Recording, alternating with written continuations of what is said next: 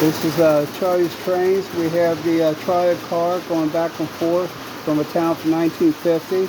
We got the Wabash coming around the roundhouse, pulling 2 passenger cars from Colorado Eagles and 3 passenger cars from New Haven. We have the Santa Fe diesel engine with dual motors pulling New Haven Santa Fe passenger cars. Everything's looking good.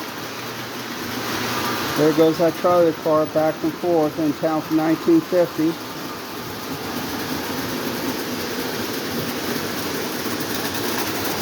And if you would, please subscribe to me on YouTube. It's Charlie's Trains with apostrophe S. And it's 9169. If you would, please, I thank you. I hope everybody enjoys these videos. And have a great day. Thank you for watching.